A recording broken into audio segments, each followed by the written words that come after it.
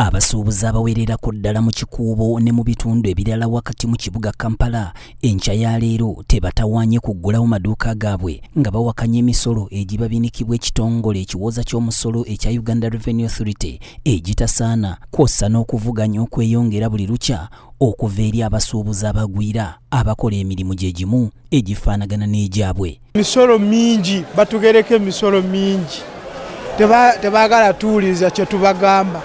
Omusuubuzi nyinza kuba nyine mali yange ya bukadde 5 baagala obukadde 2 ate n'emisolo gy'ebizimbe nagyo mingi. Balinga abatamanyi nti omuntu wa wansi mu kikulu nnyo. Omuntu wa wansi yayimirizaawo eggwanga. Singa abanga tukwataganye wamu naye kati bo baddeeyo ne bayisa ebintu byabwe wamala obiisa ne balooka bajja ku muntu wa wansi. Ekisinga okwewuunyisa emirimu mu kibuga Kampala gitaataganyiziddwa wakati mu biseera ng'abasiraamu beetegekera okujaguza Yidi esuubirwa ku lunaku olwokusatu.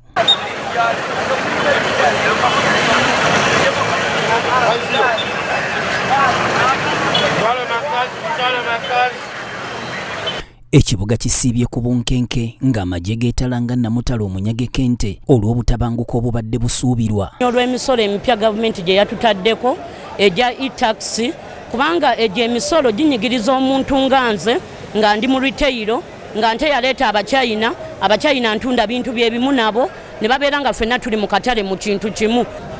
Naye lwakuba tekijjidde mu budde obukyamu ennaku za waasiwaasi ennaku nkulu tugenda mu Yidi kale kyandibadde atisiti oba wiiki ejja kyandibadde beta.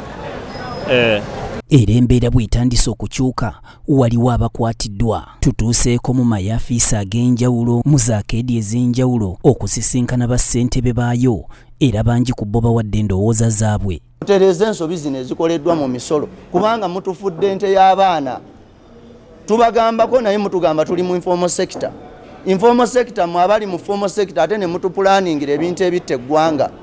Tetulina buzibu era tetuwakanya misolo tugiwa naye kingi nnyo kitususse akaguwa kali mu bulago.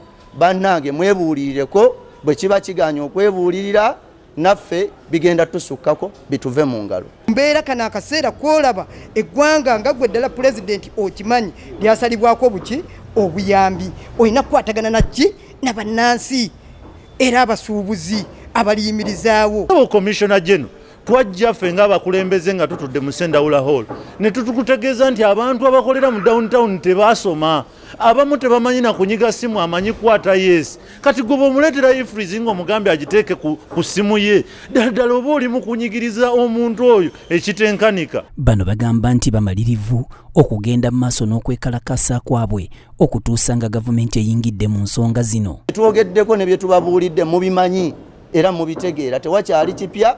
Tukubyemu serefu tuzikizizza 16 tukuba serefu tulinnya muliro kijja kola kijja kujja ne president n'ebitongole byo nga ministry ezikwasaganya ebyobusuubuzi bwe muba temutudde mu nnaku zino ezikyaliwo okutandika n'eleero nga 8 mpaka nga 16 ebintu ebinaddirira temutwebuuzaako temujja kubanga tetulina kirala kye tuzzaako kubanga abantu bayina amaziga ate banyigiriziddwa. Engaging ekimala ku luno ku ssaawa eno twagala abantu bennyini baba babategeeza kiki tubatuusaako.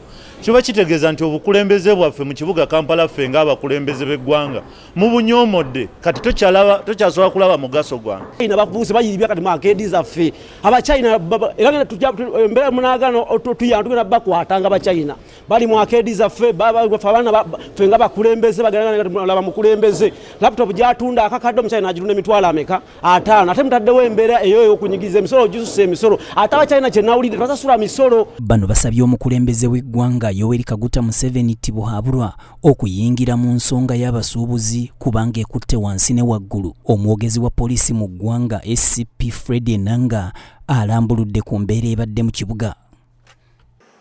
We want to encourage the business community to stay clear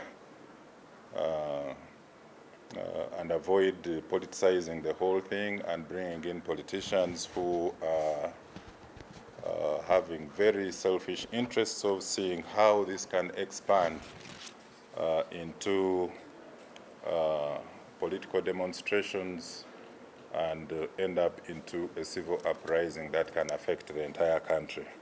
Wetwogerera abasuubuzi bangi badduse mu mulimu guno olw'ensonga y'emisolo egibabinikibwa okuviira ddala we bapangisa okukolera, okulya omusolo ogubaggyibwako ng'emmaali yaabwe etuusibwa n'emisolo emirala mingi, kukosa n'enkola y'ekitongole ekiwoza ky'omusolo ey'okubasolooza ng'eyita mu byuma bikalimagezi. John William Ogenda yakusakidde emboozi eno ku lwa BTM TV Community Report.